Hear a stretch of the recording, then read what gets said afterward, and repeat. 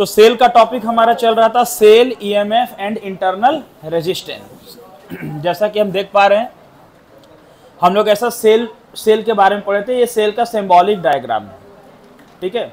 और सेल का symbolic diagram है, इसके टर्मिनल के बीच का जो पोटेंशियल डिफरेंस है वो ईएमएफ है, इंटरनल रेजिस्टेंस आर है, और ये दोनों टर्मिनल्स है, इसके बीच का जो पोटेंशियल डिफरेंस है उसको बोलते हैं टर्मिनल पोटेंशियल डिफरेंस। आ रही बात समझ में? अब कुछ आपको बहुत इंपॉर्टेंट बात बताने जा रहे हैं, ध्यान से समझिएगा, ठीक है। एक काफी इंपॉर्टेंट डिस्कशन होने जा रहा है ना, इसको आप समझना बहुत अच्छे से, सेल के बारे में, ठीक है। अभी सेल का जो डिस्कशन हो रहा है उसका एग्जांपल इस रूम में अवेलेबल है, मतलब इस रूम में बैटरी, इन्वर्टर सब लगा हुआ है, इसलिए आपको कोई दिक्कत नहीं होने वाला, ठीक है। बात समझ में आएगा। अच्छा बताओ, अभी इस रूम में जो लाइट है वो अल्टरनेटिंग करंट है, एसी लाइट है, अल्टरनेटिंग करंट, डीसी नहीं। जो बैटरी और इन्वर्टर से करंट मिलेगा वो डीसी होगा, डायरेक्ट करंट होगा।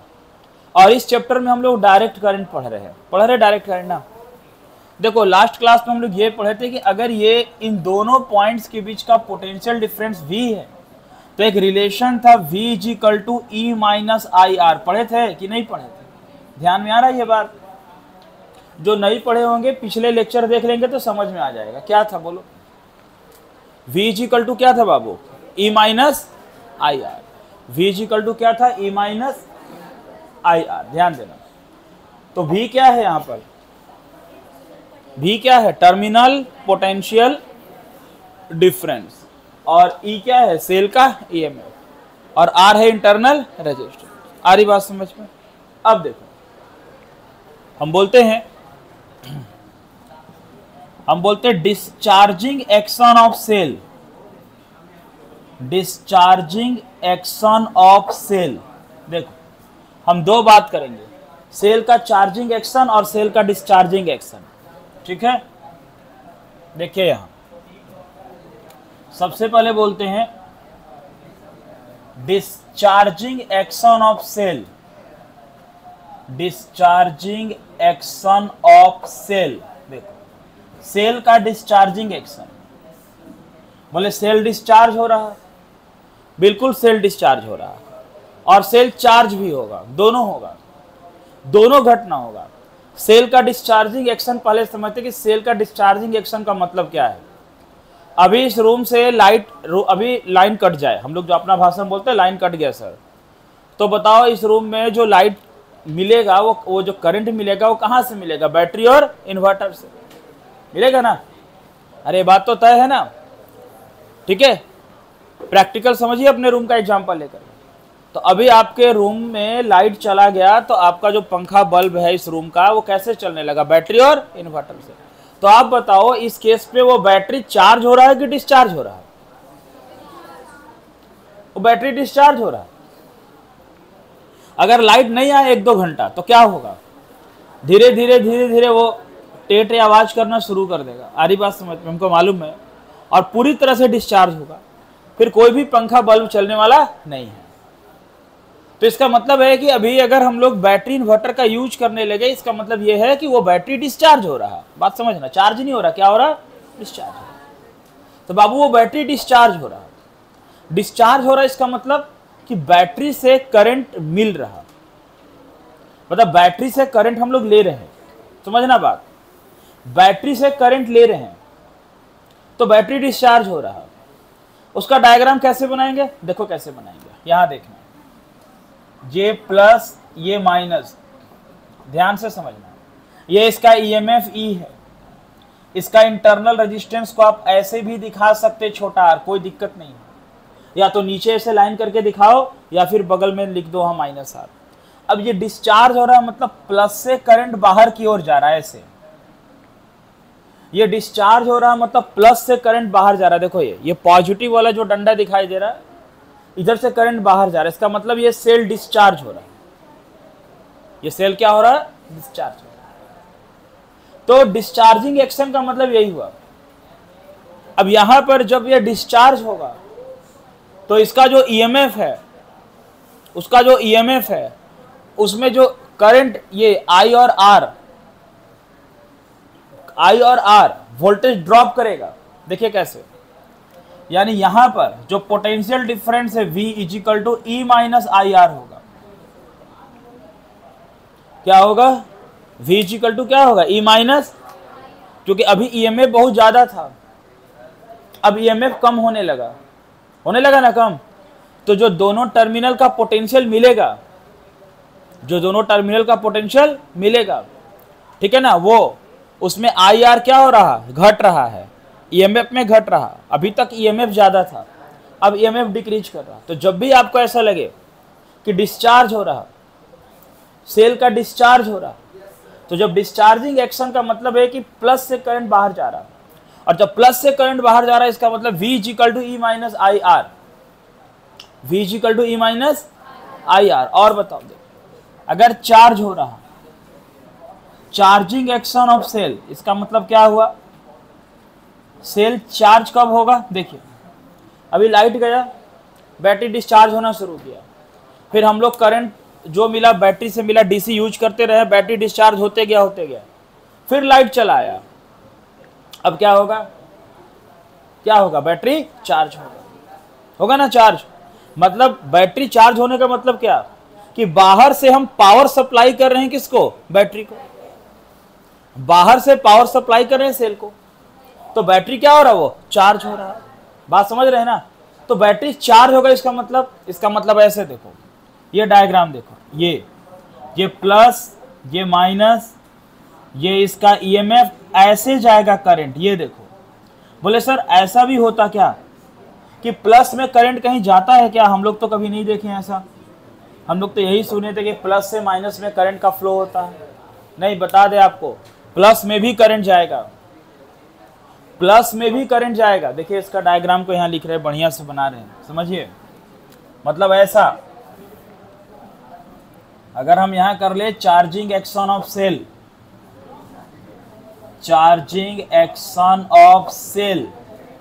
तो इसका मतलब है कि यहां देखो, ये प्लस और ये माइनस, अब क्या हो रहा है कि इस प्लस में करंट जा रहा है, समझना बढ़िया से, प्लस में करंट जा रहा, यानी बैटरी का पॉजिटिव से निगेटिव में ये बाहर से पावर सप्लाई कर रहे हैं, तो बैटरी चार्ज हो रहा है। अब ऐसा देख के ये लगना चाहिए कि प्लस में करंट, सर तो कभी हम लोग तो सुने कि प्लस से, बहुत कोई क्या बोलेगा, ये डायग्राम तो गलत है, प्लस से करंट बाहर जाता है। प्लस से करंट बाहर जाएगा जब बैटरी डिस्चार्ज हो रहा है, और अभी जो बैटरी चार्ज भी तो होगा कि नहीं होगा? चार्ज, एकदम चार्ज होगा। जब चार्ज होगा मतलब प्लस में करंट जा रहा है, और जब प्लस में करंट जा रहा है, समझना, प्लस में जब करंट जा रहा है, ये ए और बी मान लो, इसका ईएमएफ इंटरनल रेजिस्टेंस R, तो इसके बीच का पोटेंशियल होगा V बराबर E प्लस आई आर। तो कभी भी इक्वेशन आपको V equal to E minus I R का यूज कब करना है? जब बैटरी डिस्चार्ज हो रहा है, बैटरी का प्लस से करंट कहां जा रहा है? बाहर में। और V equal to E plus I R का यूज कब करना है? जब बैटरी चार्ज हो रहा है। उसमें क्या फॉर्मूला होगा? V equal to E plus, ठीक है ना? तो दोनों केस होता है, आ रहा बात समझ में? तो बैटरी का चार्ज भी हो रहा है और बैटरी का डिस्चार्ज भी हो रहा है, ठीक है? तो ये आप बोलेंगे सर ये फॉर्मूला तो हम लोग लास्ट क्लास में डिराइव किए थे ना, V equal to E minus I R, और ये डेरिवेशन लास्ट क्लास में आया था कि V equal to E minus I R होता है, ये V equal to E plus I R, ये अभी बता रहे हैं। तो बैटरी डिस्चार्ज हो रहा है और बैटरी चार्ज हो रहा है, दोनों एक्शन यहाँ साथ साथ हो रहा है। बात समझ में आ रहा? चार्ज का मतलब प्लस में करंट जा रहा है, और डिस्चार्ज का मतलब प्लस से करंट बाहर आ रहा है, ठीक है? मान लिया जाए ऐसे, एक एग्जांपल देखो यहाँ पर, देखो इन दोनों से एक एग्जांपल यहाँ दे रहे हैं। क्या? मान लो ये एक बैटरी है माइनस, ये प्लस, और इसको जोड़ दे ऐसे, प्लस और माइनस ऐसे कनेक्ट कर दे ऐसे, अरे बात समझ में? और हम बोल दे ये सर 4 वोल्ट है, ये 8 वोल्ट है, ठीक है? अब आप बताइए ये इस कनेक्शन में क्या होने वाला है? इस कनेक्शन में करंट का डायरेक्शन क्या होगा? इस कनेक्शन में करंट का फ्लो किधर से होगा बताइए? और इसको अगर हम ऐसे जोड़ दे और सर्किट से ऐसे जोड़ दे, नीचे में ऐसे रेजिस्टेंस लगा दे R, अब हम बोलते हैं इसका EMF E1, इसका EMF E2। अब आप बताइए इसमें करंट का फ्लो किस डायरेक्शन में होना है बैटरी, इस डायग्राम में बोलिए। देखिए अब आप देख पा रहे हैं कि सर एक का प्लस से दूसरे का प्लस कनेक्ट है। बड़ा अजीब बात है ना? अजीब बात नहीं, बिल्कुल सही बात है। देखिए क्या है, ये कितने वोल्ट का है? 4 वोल्ट। ये कितने वोल्ट का है? तो हायर पोटेंशियल से लोअर पोटेंशियल में चार्ज का फ्लो करता है। कहां से कहां फ्लो करेगा? हायर पोटेंशियल से। इस पूरे सर्किट का अगर हम बोल दे नेट ईएमएफ क्या होगा, इस पूरे सर्किट का नेट ईएमएफ बोल दे कि टोटल, नेट माने टोटल ईएमएफ क्या होगा, तो E बराबर होगा E2 minus E1। 8 minus 4 4 volt होगा, 4 वोल्ट होगा। बात नहीं क्लास में, तो 4 वोल्ट होगा। क्या होगा? 4 वोल्ट होगा। समझ में आ रहा है बात? तो 4 वोल्ट होगा, यानी कि टोटल बैटरी का वोल्टेज 4 वोल्ट है और हायर से लोअर की ओर करंट का फ्लो होगा। मतलब इस बैटरी में हम करंट का फ्लो ऐसे दिखा देंगे, ऐसे ऐसे जाएगा, ये करंट ऐसे फ्लो कर रहा आई। समझ में आ रहा बात? हायर से लोअर की ओर। इस केस में आप क्या बोलेंगे? आप बोलेंगे कि सर जो 8 वोल्ट का बैटरी है वो डिस्चार्ज हो रहा है और जो 4 वोल्ट का बैटरी है वो, देखिए कैसे 8 वोल्ट वाले से करंट बाहर जा रहा है, तो ये बैटरी क्या हो रहा? डिस्चार्ज हो रहा। और ये वाला बैटरी में प्लस में करंट आ रहा, तो ये क्या हो रहा? चार्ज हो रहा। अब समझ में आ रहा बात? तो एक 8 वोल्ट का बैटरी को 4 वोल्ट का बैटरी से जोड़ दें तो 8 वोल्ट वाला बैटरी डिस्चार्ज होने लगेगा और 4 वोल्ट वाला बैटरी चार्ज होने लगेगा। और करंट का फ्लो कहां से कहां होगा? हायर से लोअर में चार्ज का फ्लो होगा। यानी कि जो चार्ज का फ्लो होगा वो किधर से किधर होगा? हायर पोटेंशियल से लोअर पोटेंशियल में चार्ज का फ्लो होगा। यानी जो 8 वोल्ट का है वो डिस्चार्ज होने लगेगा और 4 वोल्ट वाला चार्ज होने लगेगा और ऐसे करंट का फ्लो होगा, पूरे सर्किट में करंट का फ्लो होगा। कोई समस्या है? अब आपको बोल देते कि अच्छा एक बात बताओ, ये जो रेजिस्टेंस है R, सुनना बढ़िया से, ये जो रेजिस्टेंस है R, थोड़ा सा इसी में जगह लेके एक बात करते हैं। ये जो रेजिस्टेंस R है सर वो R दिया हुआ 8 ओम का, ठीक है, दिया ना 8 ओम का। बोले ठीक है बताओ यहाँ से करंट कितना फ्लो करेगा? बोलेंगे सर करंट करेगा E/R, करेगा ना E/R। बोलेंगे सर E के साथ R प्लस R होता है, वो R क्या होता है? Internal resistance. चलो ठीक है, एक और बात बता दे, यहाँ जो है समझ पा रहे हो ना? कोई दिक्कत नहीं ना है? तो ध्यान देना जरा सा, ठीक है। देखो यहाँ पे बात को समझना। हम बोलते हैं ये जो EMF है, इस EMF का इंटरनल रेजिस्टेंस है 1 ओम, यहाँ 1 ओम है। और ये जो EMF है इसका इंटरनल रेजिस्टेंस भी 1 ओम है। आ रही बात समझ में? 2 ओम। समझ में आ रहा बात? और चलो ये हम बोल देते हैं R है 10 ओम का, ठीक है। अब हम बोलते हैं कि बताओ इस सर्किट से पूरा करंट कितना फ्लो करेगा, ठीक है। तो सबसे पहले हम क्या किए, ये हमारे पास एक न्यूमेरिकल्स हो गया। अगर ऑब्जेक्टिव क्वेश्चन हमको दे दे कि भाई ये सर्किट से कितना करंट फ्लो करेगा, और इस टाइप का क्वेश्चन आपको बनाना है। आपको पता होना चाहिए कि 12 के साथ साथ एक और बहुत बढ़िया एग्जाम होता है जिसका नाम है CUET, पता है ना? CUET। वो CUET में आपके लिए एक बहुत इंफॉर्मेशन दे दे बढ़िया। आपको मालूम होगा ऐसे पहले से कि CUET के एग्जाम में ओनली 12 का पोर्शन ही आता है, 11 वाला पोर्शन नहीं आता। समझ में आ रही है बात ना? अब उसे क्या फ़ायदा होता CUET में?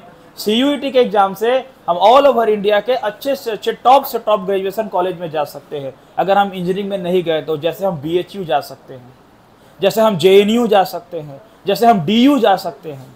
तो आपको अगर BHU, DU, JNU ये सब से ग्रेजुएशन करना हो तो आपको CUET का एक एग्ज़ाम देना होगा।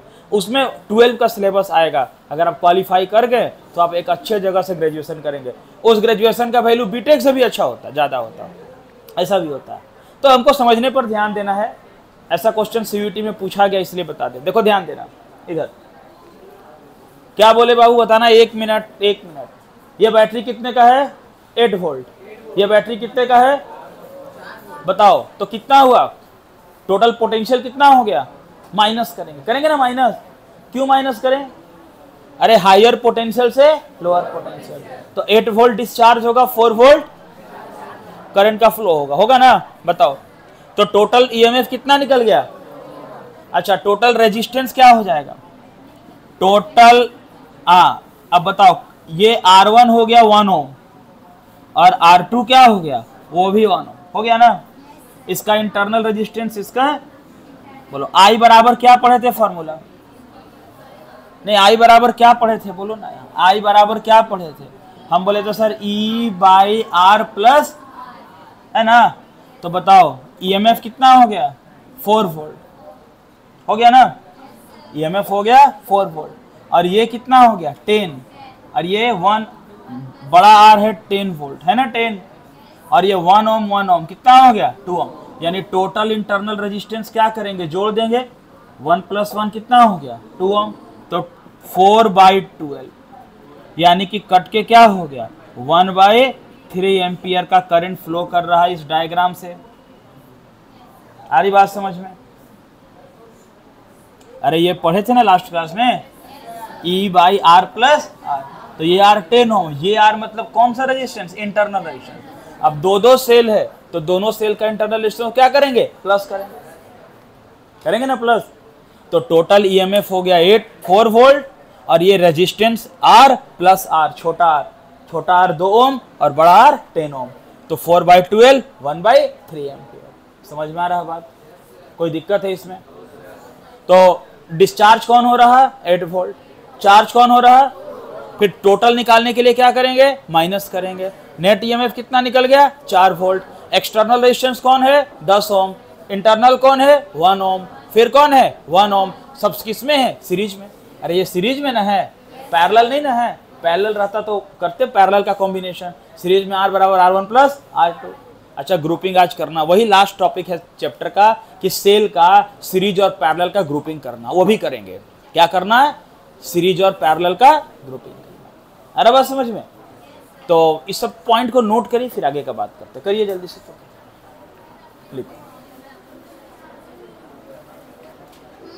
देखो भाई ग्रुपिंग ऑफ सेल, हाँ सेल का ग्रुपिंग कर रहे हैं, सेल का ग्रुपिंग कर, तो अभी तक क्या क्या सीरीज पैरेलल का ग्रुपिंग अभी तक हो पाया, पूरा 12 का बात करें तो कैपेसिटर का ग्रुपिंग हुआ था ना, फिर बाद में क्या हुआ, रजिस्टर का ग्रुपिंग हुआ, अब हो रहा है इंटरनल सेल का ग्रुपिंग हो रहा है, किसका हो रहा है, सेल का ग्रुपिंग कर रहा है। अब देखो इसका ग्रुपिंग का 2 तरीका ध्यान देना, एक तो ये है कि हम जो सेल कनेक्ट करेंगे वो अनआइडेंटिकल होगा, ध्यान से समझना क्या बोल रहे हैं। 2 तरीका, एक क्या है कि सेल का ग्रुपिंग पहले तो सीरीज पैरेलल में करना, सीरीज पैरेलल के अलावा किस तरीका, एक तो होता ना कि अनआइडेंटिकल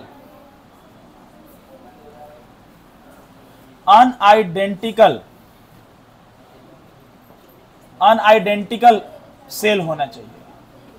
अनआइडेंटिकल सेल का मतलब हर एक सेल का EMF अलग अलग हो, हर एक सेल का इंटरनल रेजिस्टेंस अलग अलग हो, different EMF and different internal resistance, क्या बोले, different EMF and different internal resistance, सबका EMF भी अलग अलग हो और इंटरनल रेजिस्टेंस भी। दूसरा क्या बोले, आइडेंटिकल सेल, इसका मतलब है कि सेम EMF हो, हर एक सेल का EMF क्या हो, same EMF and internal resistance, मतलब हर एक सेल का EMF भी सेम हो और उसका इंटरनल रेजिस्टेंस भी सेम। और इसका मतलब क्या हुआ, डिफरेंट EMF एंड क्या बोले, एंड इंटरनल रेजिस्टेंस, इसका EMF भी डिफरेंट हो और क्या हो, इंटरनल रेजिस्टेंस भी डिफरेंट हो। आ रहा बात समझ में। अब देखो according to syllabus of NCERT जो डेरिवेशन है वो अनआइडेंटिकल सेल का पढ़ना है, ठीक है, ये आइडेंटिकल सेल वाला डेरिवेशन नहीं करना है। हमारे सिलेबस के अकॉर्डिंग जो अनआइडेंटिकल सेल है वो उसका डेरिवेशन करना, वहां से ऑब्जेक्टिव क्वेश्चन आता है या डिराइव आ सकता है। आइडेंटिकल ग्रुपिंग का नहीं पढ़ना, ठीक है। तो हम लोग फिर जब नहीं पढ़ना तो नहीं करेंगे, लेकिन आइडेंटिकल ग्रुपिंग का फॉर्मूला लिख लेंगे और वो फॉर्मूला वहीं से मिलेगा, अनआइडेंटिकल से मिलेगा। तो डेरिवेशन एक ही करना, ये डेरिवेशन नहीं करेंगे, ठीक है।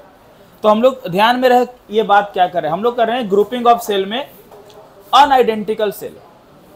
जो सेल अनआइडेंटिकल हो, जिसका हर एक सेल का ईएमएफ अलग अलग हो और हर एक सेल का इंटरनल रेजिस्टेंस क्या हो, अलग अलग हो।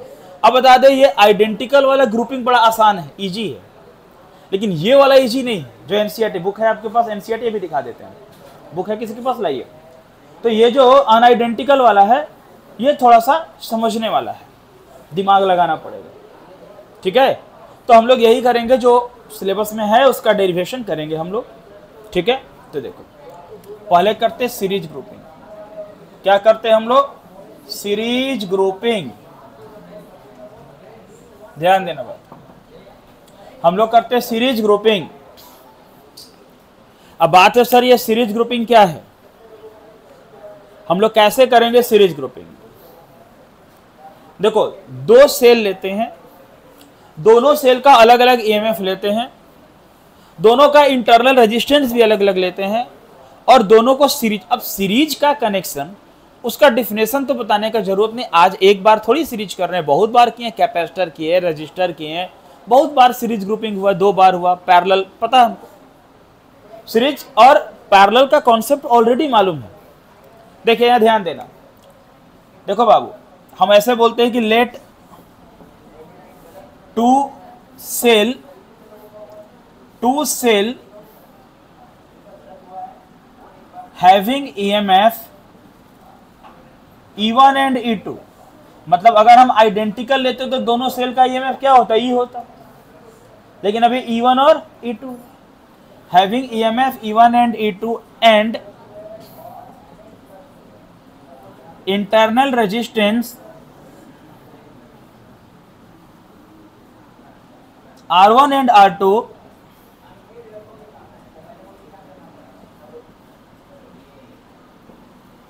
Connected in series. उसका इंटरनल रेजिस्टेंस क्या है, R1 और R2, किसमें कनेक्ट है, सीरीज में कनेक्ट, ठीक है ना। देखो डायग्राम बना रहे, कैसे ध्यान से समझना, यहां डायग्राम देखना। ये एक सेल है, ऐसे सेल का प्लस माइनस, उसका ये इंटरनल रेजिस्टेंस, ये दूसरा सेल है, ये दूसरा सेल है, उसका ये प्लस, इसका माइनस और उसका इंटरनल रेजिस्टेंस, ये दो सेल। ये आपको दो सेल दिखाई दे रहा है सामने में। मान लो एक सेल यहां ये टर्मिनल, एक ये दूसरा टर्मिनल और एक ये तीसरा टर्मिनल।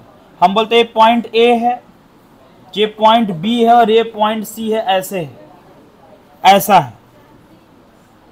ये दो सेल है, ये दोनों सेल, इस सेल का EMF E1, internal resistance R1, इस सेल का EMF E2, internal resistance R2, और ये दोनों सेल सीरीज में कनेक्ट है। किस में कनेक्ट है, आपको दिखाई दे रहा है सीरीज में। अब आप चाहो तो आप ऐसा करो कि सर हम बैटरी को चार्ज करवाओ या डिस्चार्ज करवाओ, आपके ऊपर है।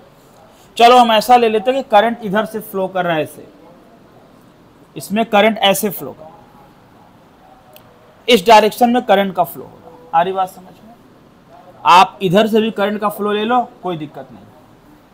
या तो इधर से लोगे तो ये चार्ज होगा, ये चार्ज होगा दोनों सेल, और उधर से ले रहे हो तो डिस्चार्ज हो रहा है दोनों से। अब ये डिस्चार्ज हो रहा है, ये भी डिस्चार्ज हो रहा है, नहीं हो रहा डिस्चार्ज। कैसे डिस्चार्ज हो रहा है, क्योंकि यहाँ प्लस से करंट बाहर की ओर जा रहा है और यहाँ भी प्लस से करंट बाहर की ओर जा रहा है। तो दोनों सेल का मोड क्या है, डिस्चार्जिंग एक्शन है। आपको चार्जिंग डिस्चार्जिंग एक्शन क्यों बताया, उसका पीछे का कारण समझिए। एकदम एक एक बात को समझना, नहीं समझ में आए फिर पूछना। अब बताओ दोनों सेल चार्ज हो रहा है कि डिस्चार्ज हो रहा है, डिस्चार्ज हो रहा है, दोनों सेल डिस्चार्ज हो रहा है, इसमें कोई दिक्कत का बात नहीं। अच्छा, अब इन दोनों सेल का हमको क्या निकालना है, इक्विवेलेंट। क्या निकालना है, अच्छा इक्विवेलेंट का मतलब देखो, इक्विवेलेंट का माने समतुल्य। इक्विवेलेंट का मतलब एक ऐसा सिंगल सेल, एक ऐसा जिसका ईएमएफ इन दोनों सेल के ईएमएफ के बराबर हो, जिसका इंटरनल रेजिस्टेंस इन दोनों सेल के इंटरनल रेजिस्टेंस के बराबर हो। अच्छा एक एग्जांपल देते हैं, वहां समझ जाओगे। रेजिस्टेंस का ग्रुपिंग पढ़े सीरीज पैरेलल। अब बताओ, एक रेजिस्टेंस 5 ओम का और एक रेजिस्टेंस 10 ओम का सीरीज में जोड़ते हैं तो कितना होगा आंसर? एक 5 ओम एक 10 ओम को सीरीज में जोड़ेंगे क्या होगा? 15 ओम। आर बराबर R1 प्लस आर। तो वो जो 15 ओम आया, वो जो 15 ओम आया वो दोनों रेजिस्टेंस का इक्विवेलेंट है। क्या है दोनों का? मतलब एक ऐसा रेजिस्टेंस है दोनों का सीरीज कॉम्बिनेशन का बराबर है, उसको कहते हैं इक्विवेलेंट। समझ में आ रहा बात? वही पैरेलल में होता तो क्या करते? 1/5 प्लस 1/10, फिर सॉल्व करके आता वो उसका इक्विवेलेंट होता। बात समझ में आ रहा बाबू? अब देखो ध्यान देना, ये दोनों सेल किस में कनेक्ट है? सीरीज में दिखाई दे रहा। सीरीज का क्या पहचान है? करंट सेम फ्लो करेगा, करंट का पाथ नहीं बदलेगा। जब तक करंट का पाथ नहीं बदलता तब तक वो क्या है? सीरीज में। अब इन दोनों के बदले हम एक इक्विवेलेंट डायग्राम कैसे बनाते? ये इक्विवेलेंट वाला में कंफ्यूज मत करना। देखो ऐसे, ये इधर क्या है? ए, यहां क्या है बोलो? सी। अब ये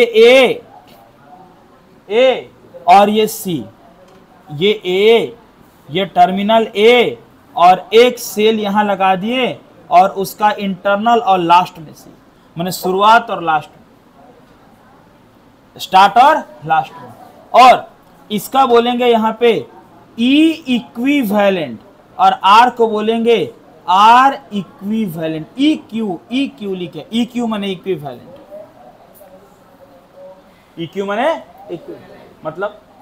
मतलब ए और सी ये दो टर्मिनल है और दोनों टर्मिनल के बीच जो एक नया सेल आएगा वो इन दोनों का इक्विवेलेंट के बराबर होगा। अगर यहां दो सेल के बदले, सुनो बात, अगर यहां दो सेल के बदले 100 सेल भी जोड़ दें, बीच में 100 सेल जोड़ दे, 200 500 सेल जोड़ दे, फिर भी इक्विवेलेंट का डायग्राम यही रहेगा, एक ही सेल रहेगा। क्या रहेगा? इक्विवेलेंट माने सिंगल सेल। इसका मतलब क्या है? जो किसके बराबर है? जितना को जोड़े हैं उसके बराबर है। 2 को जोड़े दोनों के बराबर है, 10 को जोड़ेंगे 10 का बराबर होगा। आ रहा बात समझ में? इसलिए वहां ई के बदले नीचे क्या लिख दिए? ई ई क्यू, और आर के बदले क्या लिख दिए? R E Q. बात समझ में आ रहा? मतलब ये जो टॉपिक है ना, साधारण टॉपिक नहीं है, ठीक है ना। ये जो इक्वल वाला करते हैं ना, आइडेंटिकल वाला, वो बड़ा आसान होता है, बहुत इजी होता है। लेकिन आप एनसीईआरटी में देख लेना, जो हम करा रहे हैं लाइन बाय लाइन एनसीईआरटी में मिलेगा। ये ए बी सी भी मिलेगा, वही उसी का ये टॉपिक, क्योंकि ये सेल का टॉपिक एनसीईआरटी बहुत अच्छा से दिया हुआ। एनसीईआरटी में कुछ टॉपिक बहुत बेहतरीन दिया हुआ। समझ में आ रहा बात? तो सेल का टॉपिक एनसीईआरटी का बहुत अच्छा। देखिए, तो ये ए बी और सी। अब समझना क्या बोल रहे हैं। जब सेल डिस्चार्ज होता तो भी बराबर क्या होता? जब सेल डिस्चार्ज होता तो भी बराबर क्या होता है? E minus. बिल्कुल सही बात है ना, ई माइनस। चलिए बहुत अच्छा बात। अब देखिएगा, हम लिखते कुछ, देखिएगा बात थोड़ा सा खतरनाक होगा, ध्यान दीजिएगा। देखिए, हाँ, हम बोलते हैं for first cell, for first cell, पहला सेल के लिए ध्यान देना, पहला सेल, ये पहला सेल मान लेते हैं ना, पहला सेल। अच्छा, हम लिखते भी बराबर ई माइनस आई आर। वो भी किसके बराबर होता है? दोनों टर्मिनल पोटेंशियल डिफरेंस। अब बताओ, ये क्या है? ए और ये क्या है? तो हम लिखते हैं VA माइनस VB। क्या लिखते हैं?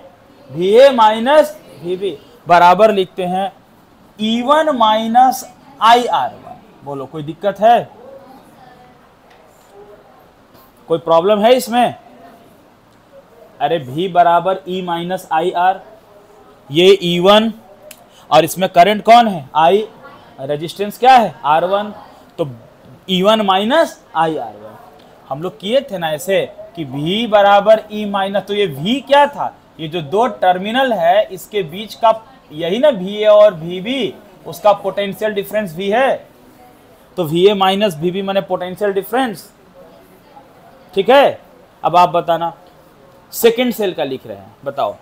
बोलते फॉर सेकेंड सेल, बोलिए क्या होगा सेकेंड सेल के लिए? बताओ, सेकेंड सेल के लिए क्या होगा? ये बी और सी क्या लिखे हैं, वी बी माइनस, हाँ अब तुम लोग समझ रहा, वी बी माइनस बराबर बोलना है, बोलो क्या क्या क्या, E2 माइनस, हाँ E2 माइनस इक्वेशन 2। कोई प्रॉब्लम है, समझ में आ रहा है बात, ठीक है ना। अब बताओ, हमको ए और सी था लास्ट में, अगर हम ऐसा लिखना चाहें, हम ऐसा लिखना चाहें, कैसा लिखना चाहें, ध्यान देना, थोड़ा ध्यान देना है। हम लिखते we A minus V C बराबर, हम चाहते भाई वी ए और वी सी के बीच का पोटेंशियल निकाले, तो V A minus V C बराबर हम ऐसा लिख सकते हैं क्या, V A minus V B plus V B minus V C. किसी को कोई दिक्कत है तो बताओ, वी बी क्या हो गया, कट गया, वी बी कट गया, क्या बच गया, वी ए माइनस, ठीक है, माने इसको ऐसा हम लिख सकते हैं। अब बोलो V A minus V B का value, V A minus V B का वैल्यू कितना है सामने सर, सर ऐसा करिए इसको लिखिए E1 minus I are one plus इसको लिखिए E2 माइनस आई आर। बात समझ में आ रहा, बताओ। हम बोले सर एक काम करते हैं ना, हम E1 E2 को एक साथ लिखते, E1 प्लस E2 लिखिए, कोई प्रॉब्लम नहीं, क्या बच जाएगा, minus I are one minus, अगर माइनस आई कॉमन ले लेंगे तो क्या बच जाएगा, इसको कोई इक्वेशन कर सकते हैं, कोई दिक्कत है, समझे बात, ठीक है। बढ़े आगे, बहुत चीजें थोड़ा अलग अलग आ रहे, ठीक है ना। अब देखो ये ए और क्या है सी, अब ए और सी के बीच में जो रेजिस्टेंस वो इक्विवेलेंट रेजिस्टेंस क्या है, वो इक्विवेलेंट है। तो हम ऐसा लिखते हैं, ध्यान देना यहां पर, हम ऐसा लिखें कि हम लिखें कि फॉर इक्विवेलेंट सेल। अब बताओ इक्विवेलेंट सेल का V A minus V C बराबर क्या लिखे, बताओ तो जरा, V A minus V C क्या लिखे, इक्विवेलेंट तो ए और सी है, क्या लिखेंगे। अच्छा इसमें करंट आ रहा था, इसमें तो इसमें भी आ रहा, डायरेक्शन थोड़े छोड़ देना, आई करंट था तो आई भी आ रहा, ठीक है ना। अब बताओ तो ए और सी के बीच का इक्विवेलेंट का फॉर्मूला क्या लिखे, बताओ क्या लिखे, बोलो, हाँ अरे उधर छोड़ो ना, यहां से क्या लिखें, सेल का डिस्चार्ज है हो रहा, तो क्या लिखेंगे,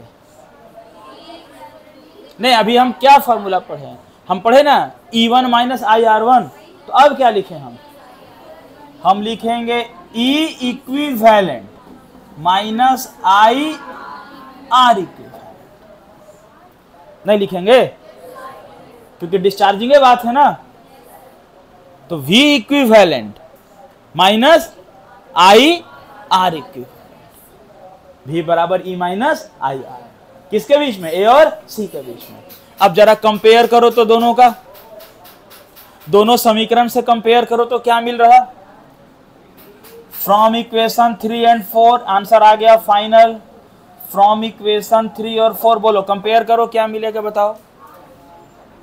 अरे भाई V A minus V C, V A minus V C, बोलो ई इक्विवेलेंट की जगह कौन आएगा, ई इक्विवेलेंट की जगह कौन आएगा, ई इक्विवेलेंट का जगह मिलेगा E1 प्लस E2, और आर इक्विवेलेंट का जगह क्या मिलेगा, R1 प्लस, बोलो बहुत सिंपल बात था कि अगर दो सेल को सीरीज में जोड़ेंगे तो उसका इक्विवेलेंट ईएमएफ मिलेगा E बराबर E1 प्लस E2, 3 ठो रहता तो plus E3 plus E4 plus EN तक जाएगा, और उसका इंटरनल रेजिस्टेंस क्या होगा, R बराबर R1 प्लस R2 प्लस 3 रहा तो R3 R4 चलते हुए जाएगा। समझ में आ रहा बात, ये हो गया सीरीज ग्रुपिंग, ठीक है, समझ में आ रहा बात।